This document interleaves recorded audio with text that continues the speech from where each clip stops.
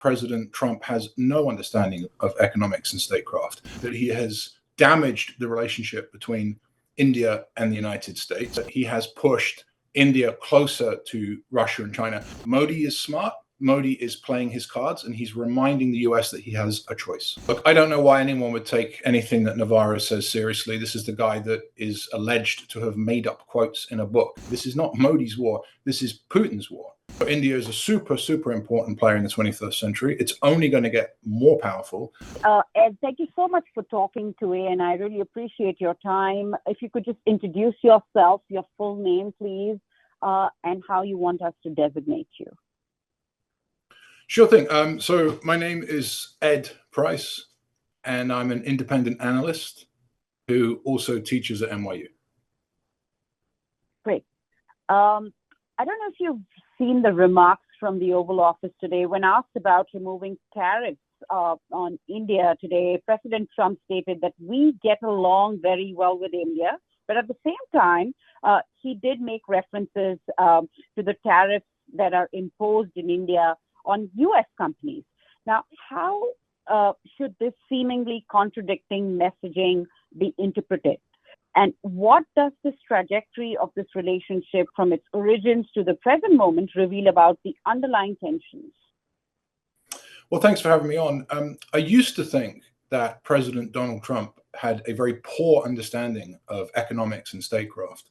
And I realize now that that was wrong. And in fact, President Trump has no understanding of economics and statecraft. That is the only conclusion that I can draw, given the way that he's behaving towards India.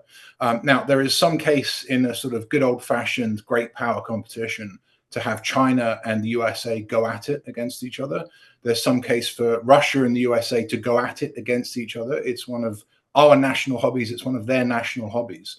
But there is absolutely no reason, particularly in the current moment, to have the United States and India clash like this. It wasn't necessary, and it was entirely the doing of the US side. Yes, India does place tariffs on items. I mean, by the way, so do we now. But the point is that India has a developing economy. So the entire conception of the post-war order was that those economies that were developing rather than developed would get the ability to put a higher tariff on goods. So I really don't know what he's talking about. I think that he has damaged the relationship between India and the United States. And it seems to me that he either does not understand the US national interest or is actively working against it, which is mind-blowing. Just a few days ago, we did see a united front that appears to be forming, which is President Xi Jinping, flanked by President Putin and Prime Minister Modi, all together in one frame, in one picture. How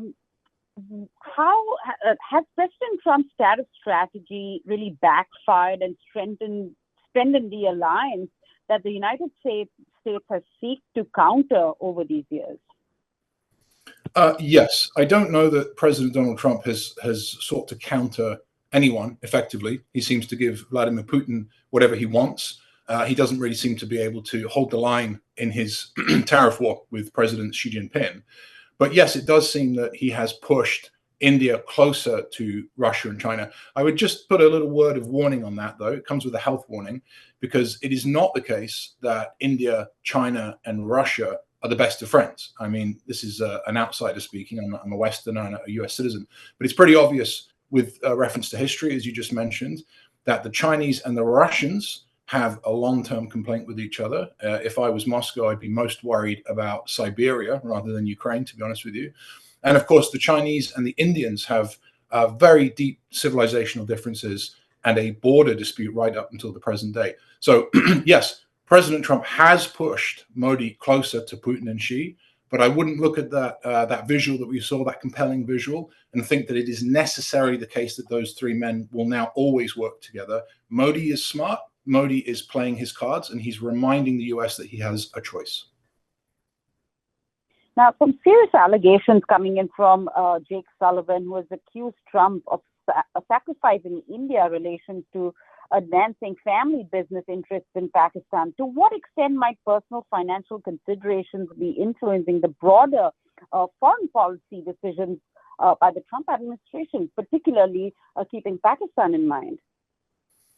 Well, Jake Sullivan is a partisan political actor, so I won't remark on his views. I'm an independent analyst, but it does seem that the president of the United States has active financial interests. And this is a departure with what's always traditionally been the case, right? Which is that presidents are not supposed to have active financial interests. And I'm afraid to say we'll never know. I mean, it's almost impossible to get to the bottom of what exactly those interests are. We just know that they exist. One example that is pretty well documented at the same time as not being very well documented is this meme coin scam, and these various sort of coins that pop up. People try and buy them, they're pulled out. It's all very shady. So yes, I would say that the president of the United States probably does have some sort of personal active financial interest, which is a departure from the norm. But someone like me from the outside, I have no information. I don't really know what those interests are. Right. Now, if we talk about, some allegations by some Trump loyalists, Peter Navarro, to be precise, he used inflammatory language referencing this war in Ukraine as Modi's war and making derogatory comments. How significantly might such rhetoric damage this bilateral relationship? Well, look, I don't know why anyone would take anything that Navarro says seriously. This is the guy that is alleged to have made up quotes in a book that he wrote, quotes from himself. So again, Navarro is one of these characters that I think is probably a little bit off-piste intellectually as well as in terms of the administration's policy. That said, he has a position of influence. We're talking about him right now, and probably that is something that the Indians will note. By the way, in defense of Modi, this is not Modi's war. This is Putin's war. Putin's war. So it's very strange to me that the United States has an official who is making remarks like that. And let's bring it back to the start of our conversation, if I can. The United States has every interest in making friends, deeper friends with India right now. If I was running US trade policy, which obviously I'm not, but if I was running US trade policy, I would have India tariffs at 0%, not 50. So Navarro, honestly, not someone that I take seriously. Foreign policy experts have warned that pressurizing India to abandon Russia could drive it deeper into the Moscow sphere of influence, because historically this relationship has been that strong. Are we witnessing this prediction materialize through India's increased BRICS engagement alongside with Brazil, who's also been slapped by heavy tariffs? Well, there is no Moscow sphere of influence, and that's Putin's entire problem, right? He's trying to rebuild the old Soviet empire. So there is no Moscow sphere of influence. There is a Chinese sphere of influence, which Russia is a part of right now. Now, if you're asking whether India under Modi is willingly becoming a part of that sphere of influence, which is effectively the Chinese sphere of influence, no. Let's just go back and remember our Indian history to some degree. India is an independently minded sovereign with its own civilization. It makes its own choices. It, of course, basically led the non-aligned movement during the Cold War. So there's no way that India is going to permanently put its feet one side or other of a line, and especially not when it looks at what's happened to Russia, which is essentially a form of economic conquest by China. So my personal interpretation is that Modi's being pretty smart. He is reminding the Americans, he's reminding people like me that he has options, but he's not fully embraced China and Russia and is not attending the military parade, for example. Well, my last question is, what concrete diplomatic and economic steps could actually reverse this current downward trajectory before the United States potentially loses what many analysts consider as the most crucial 21st century partnership? I consider it the most crucial 21st century partnership. The partnership between India and the United States will effectively decide what happens between China and Russia. I've put this a different way before, which is to say that India has the deciding vote in the 21st century. If India chooses the US versus China, or if India sits out of any US-China competition, it will effectively decide the outcome. So India is a super, super important player in the 21st century. It's only going to get more powerful.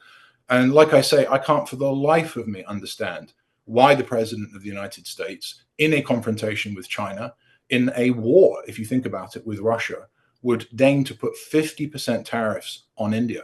So I think the number one thing that we could do of two is remove that 50% tariff and get it down to something far more reasonable. I suggest 0%. And the second thing we can do is apologize. If you like this video, then like, share and subscribe to ET Now World